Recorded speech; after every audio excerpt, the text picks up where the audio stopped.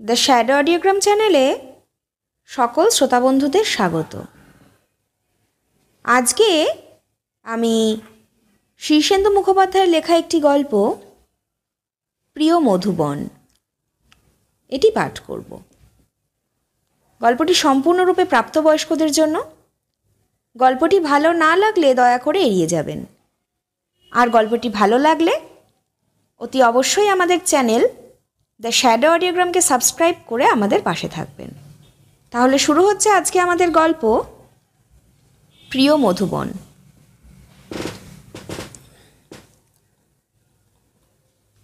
মাথা অনেক শূন্য লাগছে আজকাল, অনেক বেশি শূন্য, যেন একখানা খোলামেলা ফাঁকা ঘর। মাঝে মাঝে শুধু একটি কি দুটি শালিক কি চড়ুইয়ের আনাগোনা। একরকম ভালো, এরকম থাকাই ভালো, আমি জানি। কালকেও আমার কাছে একখানা বেনামি চিঠি এসেছে। তাতে লেখা, বিপ্লবের পথ কেবলই গার্হস্থ্যের দিকেই বেঁকে যায়, বনের সন্ন্যাসী ফিরে আসে ঘরে। লাল কালিতে লেখা চিঠি, নাম সই নেই, তবু আমি হাতের লেখা চিনি। লিখেছে কুণাল মিত্র, আমার বন্ধু, এখনও বোধহয় ফেরারি। প্রায় 10 বছর তার খোঁজ জানি না। আমাদের ডাকঘরগুলির কাজে বড় হেলাফেলা, চিঠির ওপর ঠিকঠাক মোহরের ছাপ পড়েনি। আমি কাল সারা দিন আতশকাচ নিয়ে চেষ্টা করে দেখলাম, না, কোথা থেকে যে চিঠিটা ডাকে দেওয়া হয়েছে তা পড়াই গেল না। জানি যেখান থেকেই দেওয়া হোক, কুণাল আর সেখানে নেই, সে সরে গেছে অন্য জায়গায়। রমতা যোগীর মতো ফিরেছে কুণাল। কোথা থেকে যে কোথায় চলে যাচ্ছে, তবু বড় ইচ্ছে করছিল কুণাল কোথায় আছে তা জানতে। কাল বিকেলের দিকে আলো কমে এলে আমি আতশকাচ নামিয়ে রাখলাম। মাথা ধরে গিয়েছিল সারা দিন আতশকাচের ব্যবহারে, তাই চোখ ঢেকে বসেছিলাম অনেকক্ষণ। ভুল হয়েছিল, সে তো ঠিক চোখ ঢাকা নয়। টের পেলাম দুটি হাতের আঙুলের ফাঁকে ফাঁকে গড়িয়ে নামছে চোখের জল। বিপ্লবের পথ কেবলই গার্হস্থ্যের দিকেই বেঁকে যায়, বনের সন্ন্যাসী ফিরে আসে ঘরে। এ আমারই কথা। কুণাল কেবল কথাটা ফিরিয়ে দিয়েছে, যেন ওর কথার আড়ালে উকি মারছে তার সকৌতুক দয়াহীন মুখ। রাস্তা তুমিই দেখিয়েছিলে, ঘর থেকে বের করে এনেছিলে তুমি, তারপর সরে গেছো কোথায়? এখন কার এঁটো চেটে বেড়াচ্ছ মধুবন? তোমার ঘেন্না করে না? চমৎকার এইসব শব্দভেদী বাণ কুণালের। মেঘের আড়াল থেকে লড়াই, প্রতিদিন পাল্টে যাচ্ছে তার ঠিকানা। আর আমি মধুবন, আমি বাধা পড়েছি স্থায়ী ঠিকানায়। কুণাল হয়ে গেছে ছায়া কিংবা মায়া।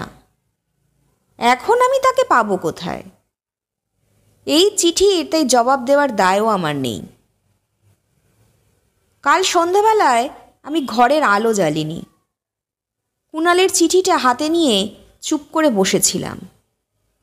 আমার বুকের মধ্যে টিকটিকির বাসা। ঘর ছাড়ার কথা মনে হলেই সে ডাক দেয়, টিকটিক, যেও না।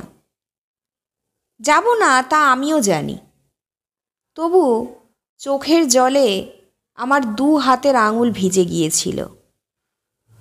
না, নিজের জন্য নয়, আমি কুণালের জন্য কেঁদেছিলাম। তারপর ফাঁকা একখানা ঘরের মতোই শূন্য হয়ে গেল মাথা। মাঝে মাঝে একটি কি দুটি শালিক কি চড়ুইয়ের মতো ভাবনা ও স্মৃতিও আনাগোনা করে গেল। অনেকক্ষণ আমার বাইরের কোনো জ্ঞান ছিল না। তারপর আমার বউ সোনা আমাকে ডাকল, রাজা, একটু ঘরে এসো। গিয়ে দেখি সে কাপড় পাল্টাচ্ছে। বলল, দেখো, আমি তোমাকে সারাদিন একটুও জ্বালাইনি, তবু এখন জিজ্ঞেস করছি, ও চিঠিটা কার? সারা দিন তুমি ওটা নিয়ে বসে আছো কেন? আমি চিঠিটা এনে তার হাতে দিলাম। ও দেখল। তারপর অবহেলায় চিঠিটা টেবিলের ওপর ফেলে দিয়ে বলল, দেখো কি বিচ্ছিরি ব্লাউজটা পরেছি, পিছন দিকে বোতামের ঘর, কিছুতেই আটকাতে পারছি না। তুমি একটু বোতামটা আটকে দাও না। তখন সোনার সাজ আমি লক্ষ্য করলাম।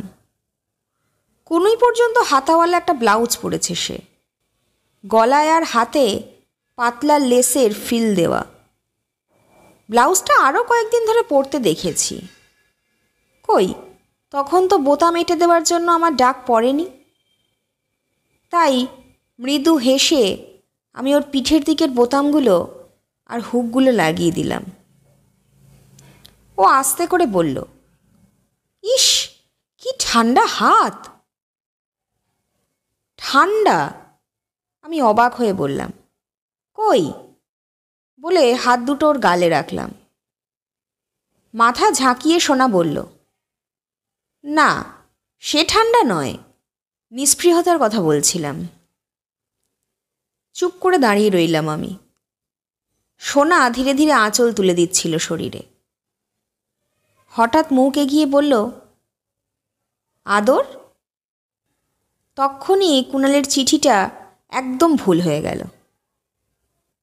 সোনার ব্লাউজের বোতাম আর হুকগুলো আরও একবার লাগিয়ে দিতে হলো আমাকে। তারপর সোনা টেবিলের ওপর থেকে চিঠিটা তুলে নিয়ে বলল, লাল কালিতে লেখা এই 1.5 লাইনের চিঠিটা নিয়ে এখন আমরা কি করব? বাঁধিয়ে রাখব? হেসে বললাম, ঠাট্টাটা আমাকেই লাগলো সোনা। চিঠির ওই কথাগুলো একদিন আমিই বলতাম।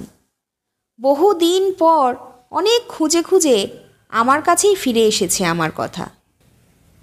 ও ভুরু কুঁচকে চিঠিটার দিকে চেয়ে থেকে বলল, এটা কি তোমাকে ভয় দেখানোর জন্য? না না। আমি মাথা নেড়ে হেসে উঠি। ওটা এমনি ঠাট্টার ছলেই আমার কথা আমাকে ফিরিয়ে দেওয়া। সামান্য দ্বিধা করে সোনা বলল, চিঠিটার নাম সই নেই, তবু তোমার মুখ দেখে মনে হচ্ছে একে তুমি জানো। কে? একটু ভেবে বললাম, ও বোধহয় আমারই এক সত্তা, অতীত থেকে লিখে পাঠাচ্ছে। কবিতা? সোনা হেসে ফেলল। এ কবিতা হয়ে গেল রাজা?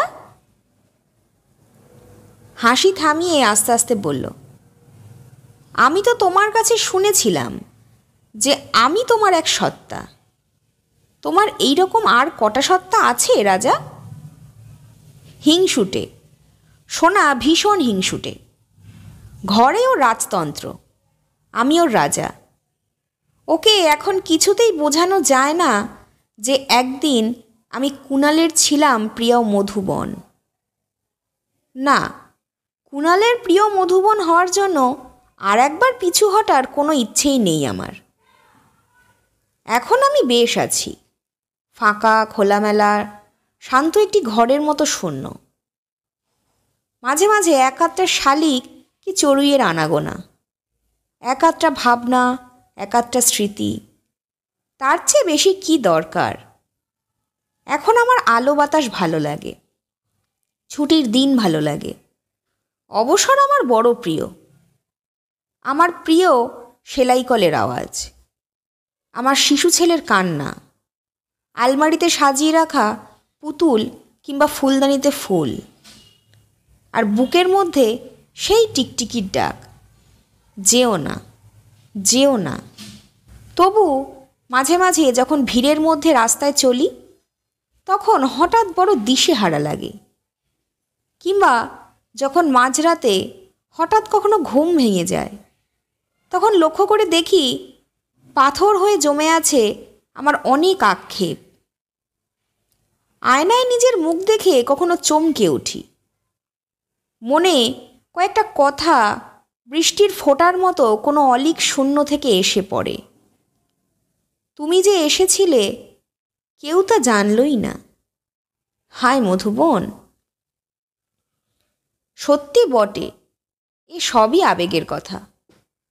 নইলে আমার মনে স্পষ্ট কোনো আক্ষেপ নেই। না, আছে পিছু হাঁটার টান। খুব একটা স্মৃতিচারণও নেই আমার। মাঝে মাঝে সোনা যখন আমাদের ছেলেটাকে নিয়ে কোথাও বেড়াতে যায় বা বাপের বাড়িতে থেকে আসে একটি দুটি দিন, তখন কখনো সখনো সন্ধেবেলায় বা রাত্রে আমি ঘরের আলো নিভিয়ে দিয়ে চুপচাপ বসে থাকি। একটি দুটি কথা অন্ধকারে মশা ওড়া শব্দের মতো অন্ধকারে গুনগুন করে যায়।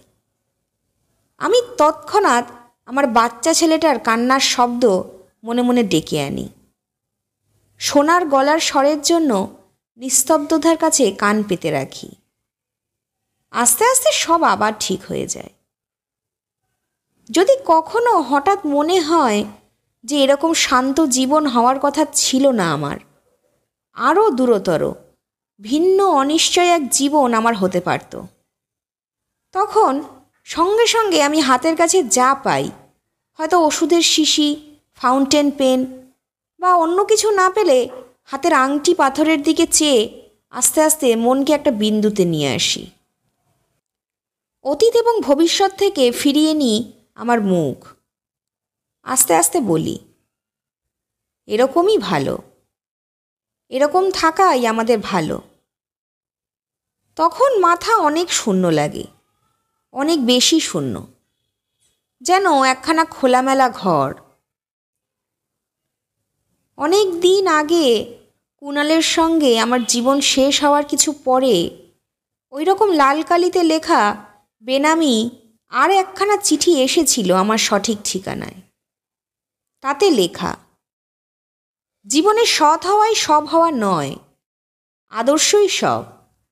আদর্শ না থাকলে পুরোপুরি সৎ কখনোই হওয়া যায় না। প্রতিটি বাক্যের পর একটি করে বিস্ময়ের চিহ্ন। আসলে ওগুলো স্বকথিত জিজ্ঞাসা। ছুঁচের মুখের মতো ওই চিহ্নগুলো আমাকে বিঁধেছিল। আমারই বলা কথা আমাকে ফিরিয়ে দেওয়া। সেই তার প্রথম বেনামি চিঠি। তারপর আমার বিয়ের কিছু পরে আরও একখানা এই রকম। বৃষ্টি হলেই মিছিল ভেঙে যাবে, দৌড়ে গিয়ে দাঁড়াতে হবে গাছতলায় মাথা বাঁচাতে। কি জানি সে গাছতলায় বলতে এক্ষেত্রে ছাদনাতলায় বুঝিয়েছিল কিনা। চিঠিটা আমি সোনাকে দেখাইনি, শুধু মনে মনে বুঝতে পেরেছিলাম সে আমার সব খবর রাখে, হদিশ রাখে সঠিক ঠিকানার। সে আমাকে ভোলেনি, সামান্য ভয় আমাকে পেয়ে বসেছিল। কি জানি আমি তাকে তো আরও কত কি শিখিয়েছিলাম। সে যদি সব মনে রেখে থাকে। তারপর ক্রমে বুঝতে পেরেছিলাম যে তা নয়, এ তার আমাকে নিয়ে খেলা। আসলে পুরনো পুতুলের মতো ভেঙে সে আমাকে ছুঁড়ে ফেলে দিয়েছে তার জীবন থেকে। মাঝে মাঝে সে কেবল দূর থেকে আমাকে ওইভাবে স্পর্শ করে দেখতে চায়, আমি কতটা চমকে উঠি। বলতেই হয় খেলাটা চমৎকার শিখেছে কুণাল। সে খেলতে জানে। গতকাল আমি সামান্য অন্য রকম হয়ে গেলাম।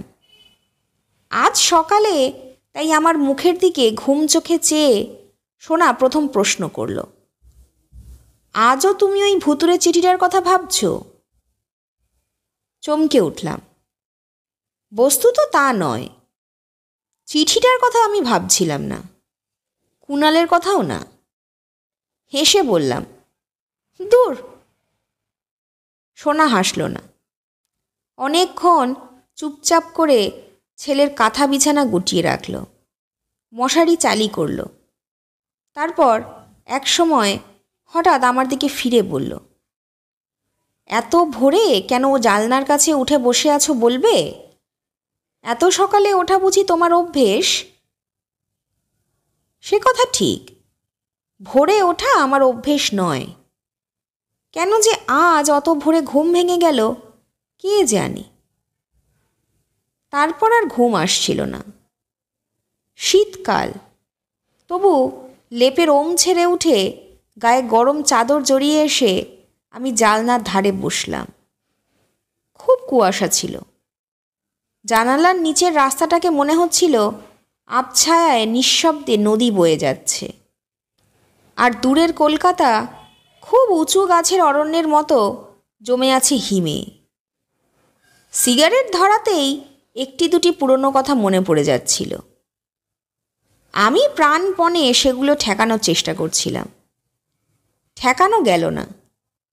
খুব ভোরে একদিন আশ্রমে ঋত্বিককে দেখেছিলাম ডান হাতখানি ওপরে তুলে চোখ বুজে আহ্বানী উচ্চারণ করতে।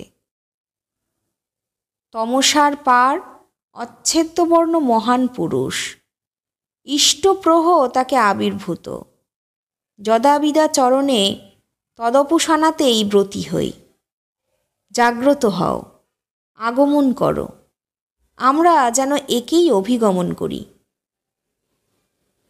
গান নয়, শুধু টেনে টেনে উচ্চারণ করে যাওয়া। কবেকার কথা, তবু গায়ে কাঁটা দিয়ে ওঠে। আমরা যেন একেই অভিগমন করি। ভোরের শান্ত প্রকৃতির দিকে চেয়ে আমার মনে হয়েছিল, হায় মধুবন, হায় কুণাল। আমি আমার আংটির মদ রঙের গোমেদ পাথরটার দিকে চেয়ে অনেকক্ষণ তাকিয়ে থাকলাম। আবছা অন্ধকারেও পাথরটা চিকমিক করছিল। আমি আস্তে আস্তে আংটির গোমেদ পাথরটায় আমার মনকে স্থির করার চেষ্টা করছিলাম। তখন হঠাৎ খোলা জানলা দিয়ে যেমন ঘরের মধ্যে আসে পোকামাকড়, তেমনি হঠাৎ অনেক দিন আগে শোনা কয়েকটা শব্দ বিদ্যুৎ বেগে আমার মধ্যে খেলা করে চলে গেল। প্রথমে আমি কিছুক্ষণ ভেবেই পেলাম না এই শব্দগুলি কী, কিংবা কোথা থেকে এলো এত চেনা শব্দ। বড় চেনা। কয়েকটি মুহূর্তের পর মনে পড়ে গেল, এ আমার বীজমন্ত্র নাম, কৈশোরে শেখা। এতকাল বীজমন্ত্রের শব্দগুলি নিয়ে মনে মনে খেলা করতে করতে সেই কৈশোরের ধ্যান অভ্যাস করার কথা মনে পড়েছিল। একটা সাদা কালো চক্রের ছবির দিকে অনেকক্ষণ চেয়ে থাকতাম। তারপর চোখ বুজতেই সেই চক্রটা অমনি চলে আসতো দুই কপালের মাঝখানে, নাসিকার মূলে যাকে বলা হয় আজ্ঞাচক্র। অনেক শিখেছিলাম আমি। পৈতের পর আমাকে শিখতে হয়েছিল পুজো পাঠ আহ্নিক। দণ্ডি ঘরে কয়েকটা কষ্টের দিন কেটেছিল, যার মধ্যে চুরি করে খেয়েছিলাম রসগোল্লা। মনে পড়ে এক শীতের খুব ভোরে দণ্ডি ভাসাতে যাচ্ছি ব্রহ্মপুত্রে, সঙ্গে জ্ঞাতি ভাই তারাপ্রসাদ। হাফ প্যান্ট পরা তারাপ্রসাদ নদীর উঁচু পাড়ে দাঁড়িয়ে হাই তুলছিল। আমি তার দিকে একবার ঘাড় ফিরিয়ে তাকিয়ে ঢালু বেয়ে জলের কাছে নেমে গেলাম। আমার পায়ে লেগে একটা মাটির ঢেলা আস্তে গড়িয়ে গিয়ে টুপ করে জলে ডুবে গেল।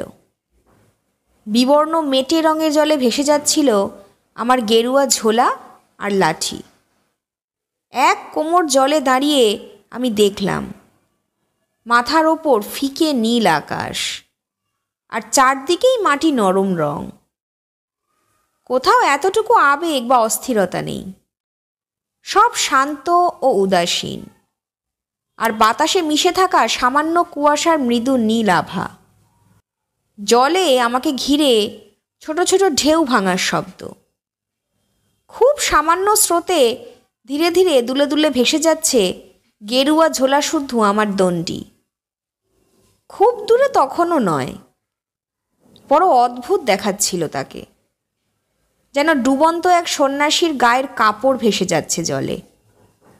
মনে হয়েছিল আর দু এক পা দূরেই রয়েছে জন্ম মৃত্যু ও জীবন রহস্যের সমাধান, আর মাত্র দু এক পা দূরে।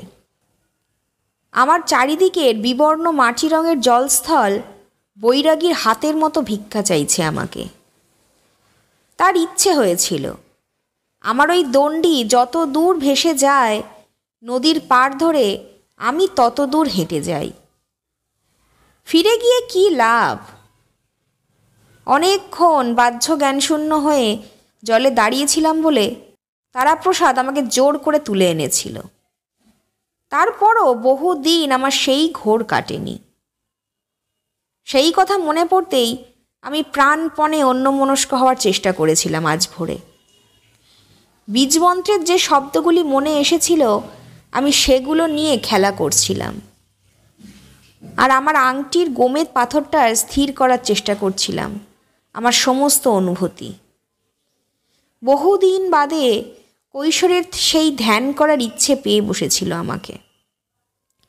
কুণাল জানে না, তার চেয়ে আমি অনেক বেশি ফেরারি।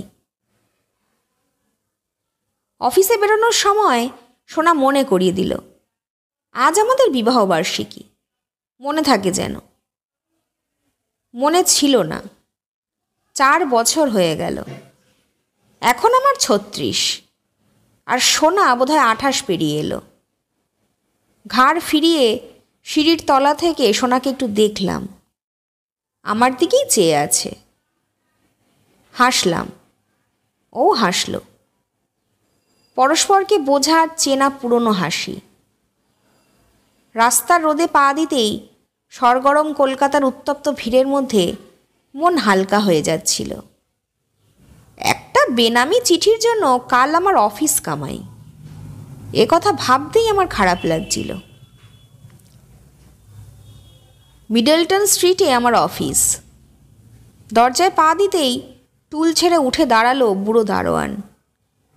রিসেপশন কাউন্টারের চঞ্চল মেয়েটি মৃদু হেসে নক করল। মর্নিং স্যার বলে জুনিয়র একটি অফিসার হলের আর এক দিকে চলে গেল। আমি লিফট নিলাম না। অনেক দিন পর একটু হালকা লাগছে আজ। আমি জুতোর শব্দ তুলে লাফিয়ে লাফিয়ে দীর্ঘ সিঁড়ি পেরিয়ে উঠে এলাম আমার 4 তলার অফিসে। টাইপিস্টের ঘর থেকে অবিরাম টাইপ মেশিনের শব্দ ভেসে আসছে। আমার ছোট অফিস ঘরটার বাইরে অপেক্ষা করছে আমার ছোকরা চটপটে স্টেনোগ্রাফার। আমি তার দিকে চেয়ে একটু হেসে ঢুকে গেলাম ঘরে। শীততাপ নিয়ন্ত্রিত ঠান্ডা নিস্তব্ধ ছোট্ট ঘরটা আমার। সবুজ কাঁচে ঢাকা টেবিল, গভীর গদিওয়ালা চেয়ার, আর পিছনে প্রকাণ্ড কাঁচের জালনা। দূরে ময়দানের চেনা দৃশ্য দেখা যাচ্ছে। কোট খুলে হ্যাঙ্গারে ঝুলিয়ে দিয়ে আমি কাঁচের শার্সি খুলে দিলাম। হু হু করে ঠান্ডা বাতাস বয়ে এলো। পাতা পোড়ানো ধোঁয়ার মৃদু গন্ধ। উদাস রোদ হাওয়া আর মৃদু ধোঁয়ার গন্ধ আমি আমার অন্তরে গ্রহণ করে নিচ্ছিলাম। বেশ নিশ্চিন্ত জীবন আমার। একটি দুটি ছোটোখাটো অভাববোধ এবং কখনো সখনো সামান্য একটু একঘেয়েমি ছাড়া কোনো গোলমাল নেই। আমি সুখী। একটি ছোট্ট শ্বাস ছেড়ে আমি চেয়ারে ফিরে এলাম। দুপুরে হঠাৎ সোনার টেলিফোন এলো। তার গলার স্বর শুনে চমকে উঠে বললাম, কি হয়েছে? কই কিছু না বলে ও হাসল। তোমাকে উল আনার কথা বলেছিলাম, মনে আছে রাজা? মনে করিয়ে দিলাম। তোমার কোটের ডান দিকের পকেটে নমুনা দিয়ে দিয়েছি। 4 আউন্স এনো। দূর, আমি পারবো না। আবার অফিসের পর দোকানে ছুটোছুটি। তাছাড়া উলের রং মেলানো বড় ঝামেলা। পারবে বলে হাসল। তুমি না পারলে চলবে কি করে? তুমি ছাড়া আমার কে আছে বলো? মৃদু হাসলাম। আমাকে পটাতে সোনা ওস্তাদ। একটু চুপ করে থেকে বলল, আজ বিকেলের কথা মনে আছে তো? বলেই আবার হাসি। বলো তো আজ কি? আজ আমি একটু ভাবনার ভান করে বললাম, আজ তো খোকনের জন্মদিন। বদমাস, তাই না? ঠিক আছে, তাই শুধু সময়ে এসো। তারপর একটু চুপচাপ। টের পেলাম ও ফোন তখনও ছাড়েনি। আমিও ছাড়তে দ্বিধা করছিলাম। তখন হঠাৎ ও বলল, রাজা, আমার ফোন পেয়ে তুমি চমকে উঠলে কেন? সামান্য গোলমালে পড়ে বললাম, কই, ভয় পেয়েছিলে? কিসের ভয়? ও হাসে। কিসের ভয় তার আমি কি জানি। বউ ছেলে চুরি যাওয়ার ভয় হতে পারে, বা ঘরের আগুন লাগার ভয় হতে পারে। কত ভয় আছে মানুষের। বদমাস বলে আমি ফোন রেখে দিলাম। সত্যি যে আমি ভয় পেয়েছিলাম। সোনা যেভাবে বলল সেভাবে নয়, তবে অনেকটা এইরকমই অস্পষ্ট একটা ভয়। বিকেলে আমি অনেক ঘুরে ঘুরে ওর ফরমাইশি উল কিনলাম, আর আজকের দিন উপলক্ষে ওর জন্য কিনলাম কালো জমির ওপর হলুদ আর সুরকি রঙের এমব্রয়ডারি করা একটা কার্ডিগান, কিছু ফুল, গোটা 2 বাংলা উপন্যাস। বইয়ের দোকান থেকে বেরিয়ে এসে রাস্তায় পা দিয়েছি।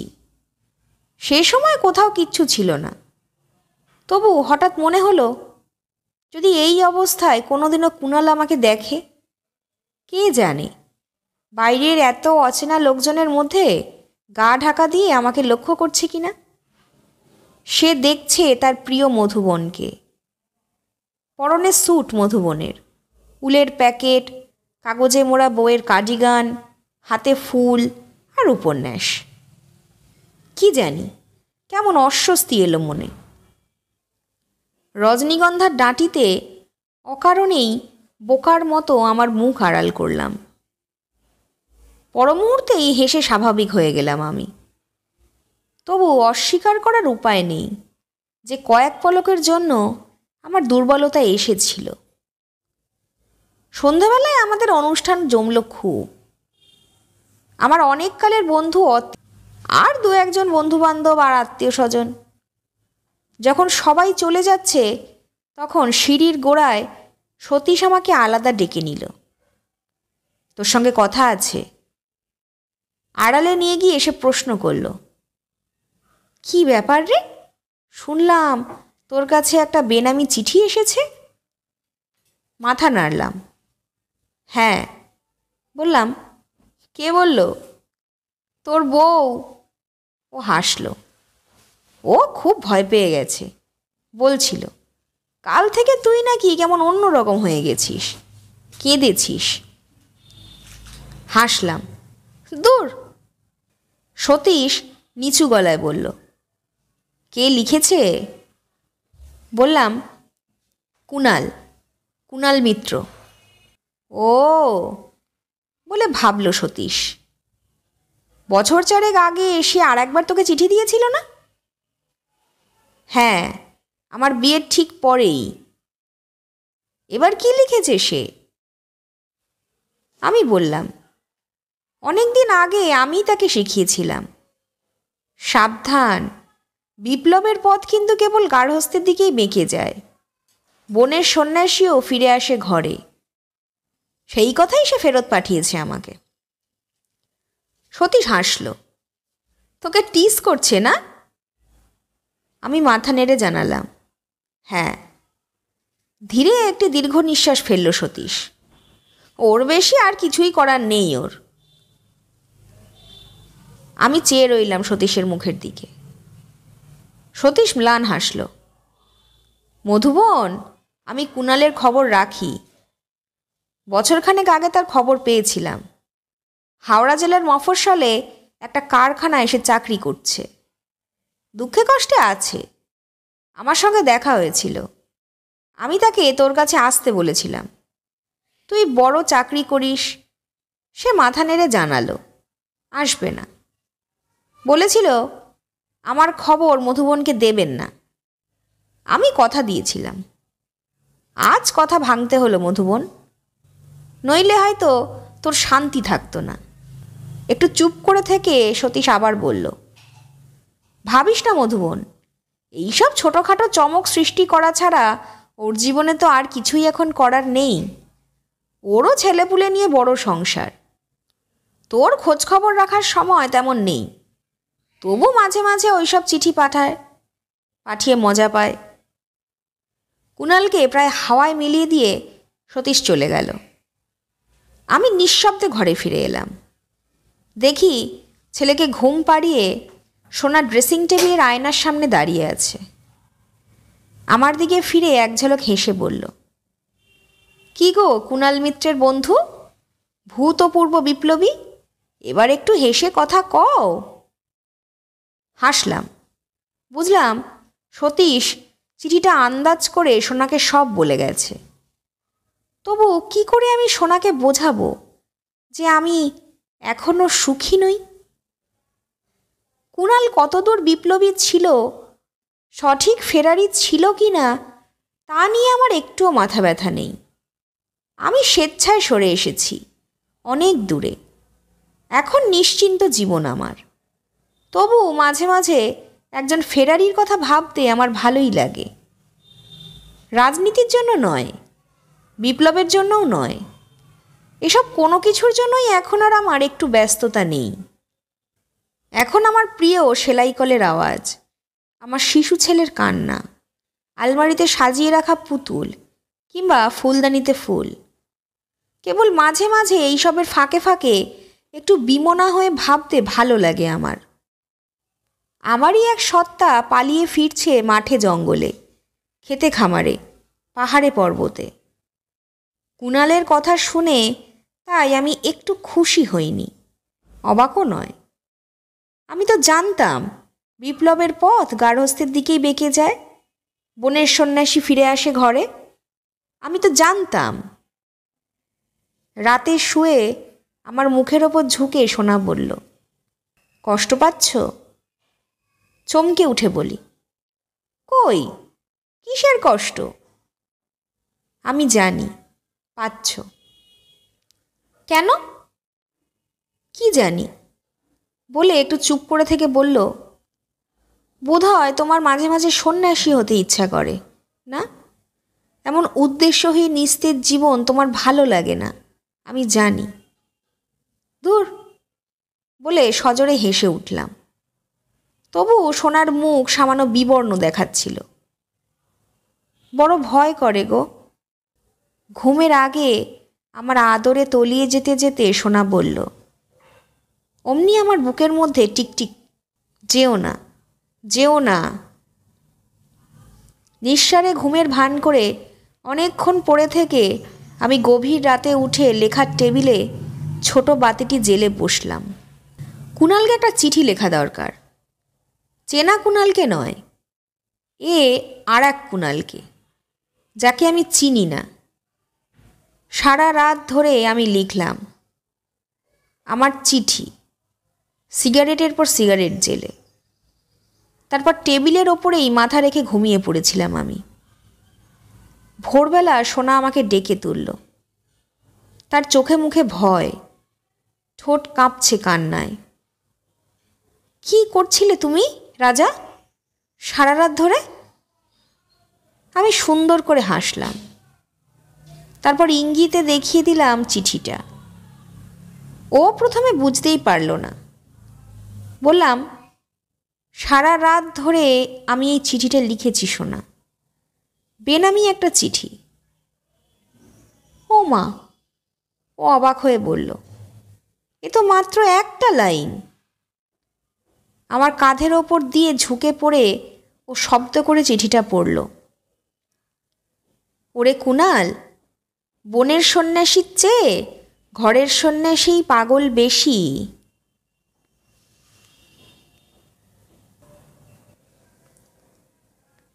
শুনছিলেন শীর্ষেন্দু মুখোপাধ্যায়ের লেখা গল্প প্রিয় মধুবন। গল্পটি ভালো লাগলে অতি অবশ্যই আমাদের চ্যানেল দ্য শ্যাডো অডিওগ্রামকে সাবস্ক্রাইব করে আমাদের পাশে থাকবেন। আপনাদের জানা কোনো গল্প বা অভিজ্ঞতার কথা ডেসক্রিপশন বক্সে থাকা মেল আইডিতে পাঠাতে পারেন। আমরা সেই গল্প পাঠ করব আমাদের চ্যানেলে। সুস্থ থাকবেন, ভালো থাকবেন। নমস্কার।